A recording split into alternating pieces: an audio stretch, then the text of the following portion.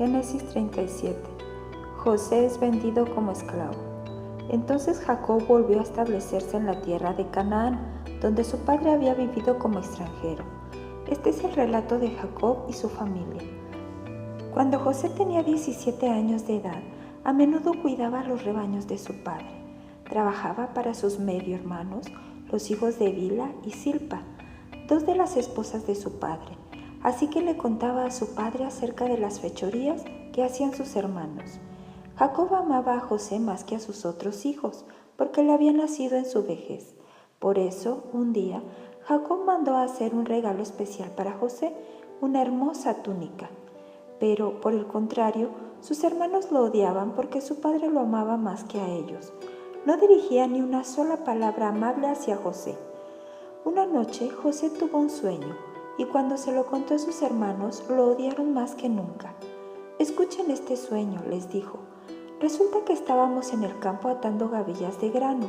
De repente, mi gavilla se levantó y las gavillas de ustedes se juntaron alrededor de la mía y se inclinaron ante ella». Sus hermanos respondieron: «¿Así que crees que serás nuestro rey? ¿No es verdad? ¿De veras piensas que reinarás sobre nosotros?». Así que lo odiaron aún más debido a sus sueños y a la forma en que los contaba. Al poco tiempo, José tuvo otro sueño y de nuevo se lo contó a sus hermanos. «Escuchen, tuve otro sueño», les dijo. «El sol, la luna y 11 estrellas se inclinaban ante mí». Esta vez le contó el sueño a su padre, además de a sus hermanos, pero su padre le reprendió. «¿Qué clase de sueño es ese?», le preguntó. «¿Acaso tu madre, tus hermanos y yo llegaremos a postrarnos delante de ti?». Sin embargo, mientras los hermanos de José tenían celos de él, su padre estaba intrigado por el significado de los sueños. Poco tiempo después, los hermanos de José fueron hasta Siquem para apacentar los rebaños de su padre. Cuando ya llevaban un buen tiempo allí, Jacob le dijo a José: «Tus hermanos están en Siquem apacentando las ovejas. Prepárate, porque te enviaré a verlos». «Estoy listo para ir», respondió José. «Ve a ver cómo están tus hermanos y los rebaños», dijo Jacob. «Luego vuelve aquí y tráeme noticias de ellos». Así que Jacob despidió a José y él viajó hasta Siquem desde su casa en el valle de Hebrón. Cuando José llegó a Siquem, un hombre de esa zona lo encontró dando vueltas por el campo. «¿Qué buscas?», le preguntó. «Busco a mis hermanos», contestó José. «¿Sabe usted dónde están apacentando sus rebaños?». «Sí», le dijo el hombre, «se han ido de aquí, pero les oí decir, vayamos a Dotán». Entonces José siguió a sus hermanos hasta Dotán y allí los encontró. Cuando los hermanos de José lo vieron acercarse, lo reconocieron desde lejos. Mientras llegaba, tramaron un plan para matarlo. «Aquí viene el soñador», dijeron. «Vamos, matémoslo y tirémoslo en una de esas cisternas. Podemos decirle a nuestro padre, un animal salvaje se lo comió. Entonces veremos en qué quedan sus sueños». Pero cuando Rubén oyó el plan, trató de salvar a José. «No lo matemos», dijo. «¿Para qué derramar sangre? Solo tirémoslo en esta cisterna vacía, aquí en el desierto. Entonces morirá sin que le pongamos una mano encima». Rubén tenía pensado rescatar a José y devolverlo a su padre. Entonces, cuando llegó José, sus hermanos le quitaron la hermosa túnica que llevaba puesta. Después lo agarraron y lo tiraron a la cisterna. Resulta que la cisterna estaba vacía, no tenía nada de agua adentro. Luego, justo cuando se sentaron a comer, levantaron la vista y vieron a la distancia una caravana de camellos que venía acercándose. Era un grupo de mercaderes ismaelitas que transportaban goma de resina, bálsamo y resinas aromáticas desde Galaad hasta Egipto. Judá dijo a sus hermanos: «¿Qué ganaremos con matar a nuestro hermano? Tendríamos que encubrir el crimen. En lugar de hacerle daño, vendámoslo a esos mercaderes ismaelitas. Después de todo, es nuestro hermano, de nuestra misma sangre». Así que sus hermanos estuvieron de acuerdo. Entonces, cuando se acercaron los ismaelitas, que eran mercaderes madianitas, los hermanos de José lo sacaron de la cisterna y se lo vendieron por 20 monedas de plata. y los mercaderes lo llevaron a Egipto. Tiempo después, Rubén regresó para sacar a José de la cisterna. Cuando descubrió que José no estaba allí, se rasgó la ropa en señal de lamento. Luego regresó a donde estaban sus hermanos y dijo lamentándose: «El muchacho desapareció. ¿Qué voy a hacer ahora?». Entonces los hermanos mataron un cabrito y mojaron la túnica de José con la sangre. Luego enviaron la hermosa túnica a su padre con el siguiente mensaje: «Mira lo que encontramos. Esta túnica, ¿no es la de tu hijo?». Su padre la reconoció de inmediato. «Sí», dijo él, «es la túnica de mi hijo. Seguro que algún animal salvaje se lo comió. Sin duda despedazó a José». Entonces Jacob rasgó su ropa y se vistió de tela áspera e hizo duelo por su hijo durante mucho tiempo. Toda su familia intentó consolarla, pero él no quiso ser consolado. A menudo decía: «Me iré a la tumba llorando a mi hijo», y entonces sollozaba. Mientras tanto, los mercaderes madianitas llegaron a Egipto y allí le vendieron a José a Potifar, quien era un oficial del faraón, rey de Egipto. Potifar era capitán de la guardia del palacio. Génesis 38, Judá y Tamar. En esos días, Judá dejó su casa y se fue a Adulam, donde se quedó con un hombre llamado Hira. Allí vio a una mujer cananea, la hija de Súa, y se casó con ella. Cuando se acostaron, ella quedó embarazada y dio a luz un hijo, y le puso por nombre Después volvió a quedar embarazada y dio a luz otro hijo, y le puso por nombre Onán. Además, dio a luz un tercer hijo y lo llamó Sela. Cuando nació Sela, ellos vivían en Kesib. Con el transcurso del tiempo, Judá arregló que su hijo mayor, se casara con una joven llamada Tamar. Pero era un hombre perverso ante los ojos del Señor, y el Señor le quitó la vida. Entonces Judá dijo a Onán: «Hermano de cásate con Tamar, como nuestra ley exige al hermano de un hombre que haya muerto. Tú debes darle un heredero a tu hermano». Pero Onán no estaba dispuesto a tener un hijo que no fuera su propio heredero. Por eso, cada vez que tenía relaciones sexuales con la mujer de su hermano, derramaba el semen en el suelo. Esto evitaba que ella tuviera un hijo de su hermano. Así que el Señor consideró una maldad que Onán negara un hijo a su hermano muerto, y el Señor también le quitó la vida a Onán. Entonces Judá le dijo a Tamar, su nuera: «Vuelve a la casa de tus padres y permanece viuda hasta que mi hijo Sela tenga edad suficiente para casarse contigo». Pero en realidad, Judá no pensaba hacerlo, porque temía que Sela también muriera, igual que sus dos hermanos. Entonces Tamar regresó a vivir a la casa de sus padres. Unos años después, murió la esposa de Judá. Cumplido el periodo de luto, Judá y su amigo Hira, el adulamita, subieron a Timna para supervisar la esquila de sus ovejas.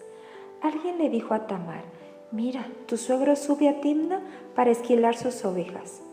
Tamar ya sabía que Sela había crecido, pero aún no se había arreglado nada para que ella se casara con él. Así que se quitó la ropa de viuda y se cubrió con un velo para disfrazarse. Luego se sentó junto al camino, a la entrada de la aldea de Enamim, la cual está rumbo a Timna. Judá la vio y creyó que era una prostituta, porque ella tenía el rostro cubierto. Entonces se detuvo y le hizo una propuesta indecente. «Déjame tener sexo contigo», le dijo, sin darse cuenta de que era su propia nuera. «¿Cuánto me pagarás por tener sexo contigo?», preguntó Tamar. «Te enviaré un cabrito de mi rebaño», prometió Judá. «¿Pero qué me darás como garantía de que enviarás el cabrito?», preguntó ella. «¿Qué clase de garantía quieres?», respondió él.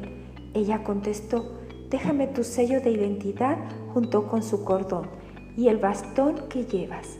Entonces Judá se los entregó. Después tuvo relaciones sexuales con ella y Tamar quedó embarazada. Luego ella regresó a su casa, se quitó el velo y se puso la ropa de viuda como de costumbre. Más tarde Judá le pidió a su amigo Hira, el adulamita, que llevara el cabrito a la mujer y recogiera las cosas que le había dejado como garantía. Pero Hira no pudo encontrarla. Entonces preguntó a los hombres de ese lugar: ¿dónde puedo encontrar a la prostituta del templo local que se sentaba junto al camino, a la entrada de Naín? Nunca hemos tenido una prostituta del templo aquí, contestaron ellos. Entonces Hira regresó a donde estaba Judá y le dijo: no pude encontrarla por ninguna parte. Y los hombres de la aldea afirman que nunca ha habido una prostituta del templo pagano en ese lugar. Entonces deja que se quede con las cosas que le di, dijo Judá. Envié el cabrito, tal como acordamos, pero tú no pudiste encontrarla. Si regresamos a buscarla, seremos el hazmerreír del pueblo. Unos 3 meses después le dijeron a Judá: tu nuera Tamar se ha comportado como una prostituta y ahora, como consecuencia, está embarazada. Sáquenla y quémenla, ordenó Judá. Pero cuando la sacaban para matarla, ella envió el siguiente mensaje a su suegro: el dueño de estas cosas fue quien me dejó embarazada. Fíjese bien, ¿de quién son este sello, este cordón y este bastón? Judá los reconoció enseguida y dijo: ella es más justa que yo, porque no arreglé que ella se casara con mi hijo Sela, y Judá nunca más volvió a acostarse con Tamar. Cuando llegó el tiempo de que Tamar diera a luz, se descubrió que esperaba gemelos. Durante el parto, uno de los niños sacó la mano. Entonces la partera le ató un hilo rojo en la muñeca y anunció: este salió primero. Pero luego el niño metió la mano de vuelta y salió primero su hermano. Entonces la partera exclamó: vaya, ¿cómo hiciste para abrirte brecha y salir primero? Lo llamaron Fares. Luego nació el niño que llevaba el hilo rojo en la muñeca y lo llamaron Sera. Génesis 39. José es encarcelado. Cuando los mercaderes ismaelitas llevaron a José a Egipto, lo vendieron a Potifar, un oficial egipcio. Potifar era capitán de la guardia del faraón, rey de Egipto. El Señor estaba con José, por eso tenía éxito en todo mientras servía en la casa de su amo egipcio. Potifar lo notó y se dio cuenta de que el Señor estaba con José y le daba éxito en todo lo que hacía. Eso agradó a Potifar, quien pronto nombró a José su asistente personal. Lo puso a cargo de toda su casa y de todas sus posesiones. Desde el día en que José quedó encargado de la casa y de las propiedades de su amo, el Señor comenzó a bendecir la casa de Potifar por causa de José. Todos los asuntos de la casa marchaban bien y las cosechas y los animales prosperaron, pues Potifar le dio a José total y completa responsabilidad administrativa sobre todas sus posesiones.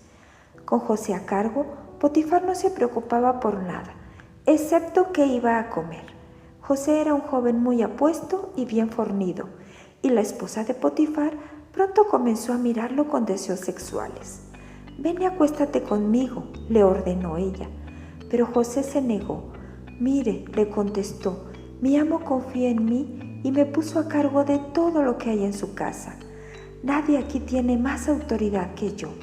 Él no me ha negado nada, con excepción de usted, porque es su esposa.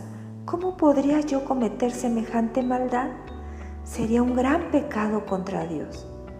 Día tras día, ella seguía presionando a José, pero él se negaba a acostarse con ella y la evitaba tanto como podía. Cierto día, sin embargo, José entró a hacer su trabajo y no había nadie más ahí. Ella llegó, lo agarró del manto y le ordenó: «Vamos, acuéstate conmigo». José se zafó de un tirón, pero dejó su manto en manos de ella al salir corriendo de la casa. Cuando ella vio que tenía el manto en las manos y que él había huido, llamó a sus siervos. Enseguida todos los hombres llegaron corriendo. «Miren», dijo ella, «mi esposo ha traído aquí a este esclavo hebreo para que nos deje en ridículo. Él entró en mi cuarto para violarme, pero yo grité. Cuando me oyó gritar, salió corriendo y se escapó, pero dejó su manto en mis manos». Ella se quedó con el manto hasta que su esposo regresó a la casa. Luego le contó su versión de lo sucedido. «Ese esclavo hebreo que trajiste a nuestra casa intentó entrar y aprovecharse de mí. Pero cuando grité, salió corriendo y dejó su manto en mis manos. Potifar se enfureció cuando oyó el relato de su esposa acerca de cómo José la había tratado. Entonces agarró a José y lo metió en la cárcel donde estaban los presos del rey. José quedó allí, pero el Señor estaba con José en la cárcel y le mostró su fiel amor. El Señor hizo que José fuera el preferido del encargado de la cárcel. Poco después, el director puso a José a cargo de los demás presos y de todo lo que ocurría en la cárcel. El encargado no tenía de qué preocuparse, porque José se ocupaba de todo. El Señor estaba con él y lo prosperaba en todo lo que hacía. Génesis 40. José interpreta 2 sueños. Pasado un tiempo, el jefe de los coperos y el jefe de los panaderos del faraón ofendieron a su señor el rey. El faraón se enojó con esos 2 funcionarios y los puso en la cárcel donde estaba José, en el palacio del capitán de la guardia. Ellos permanecieron en la cárcel durante mucho tiempo y el capitán de la guardia los asignó a José, quien se ocupaba de ellos. Una noche, mientras estaban en la cárcel, el copero y el panadero del faraón tuvieron cada uno un sueño, y cada sueño tenía su propio significado. Cuando José los vio a la mañana siguiente, notó que los 2 parecían preocupados. ¿Por qué se ven tan preocupados hoy?, les preguntó. Anoche los 2 tuvimos sueños, contestaron ellos, pero nadie puede decirnos lo que significa.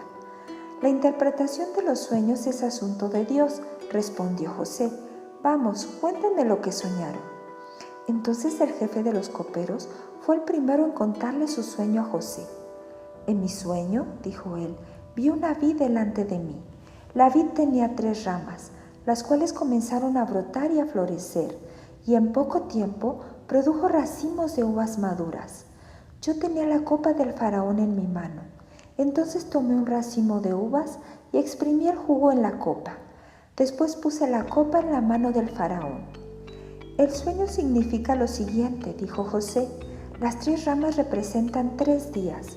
Dentro de 3 días, el faraón te levantará y te pondrá nuevamente en tu puesto como jefe de sus coperos. Te pido que te acuerdes de mí y me hagas un favor cuando las cosas te vayan bien. Háblale de mí al faraón para que me saque de este lugar, pues me trajeron secuestrado desde mi tierra, la tierra de los hebreos, y ahora estoy aquí en la cárcel, aunque no hice nada para merecerlo. Cuando el jefe de los panaderos vio que José había dado una interpretación tan positiva del primer sueño, le dijo a José: yo también tuve un sueño. En mi sueño había 3 canastas de pasteles blancos sobre mi cabeza. En la canasta de arriba había todo tipo de pasteles para el faraón, pero llegaron las aves y se los comieron de la canasta que estaba sobre mi cabeza. El sueño significa lo siguiente, dijo José. Las 3 canastas también representan 3 días. En 3 días el faraón te levantará y atravesará tu cuerpo con un poste. Luego las aves llegarán y picotearán tu carne. 3 días después era el cumpleaños del faraón, quien preparó un banquete para todos sus funcionarios y su personal. Así que llamó al jefe de sus coperos y al jefe de sus panaderos para que se unieran a los demás funcionarios. Entonces restituyó al jefe de los coperos a su cargo anterior para que volviera a entregar al faraón su copa.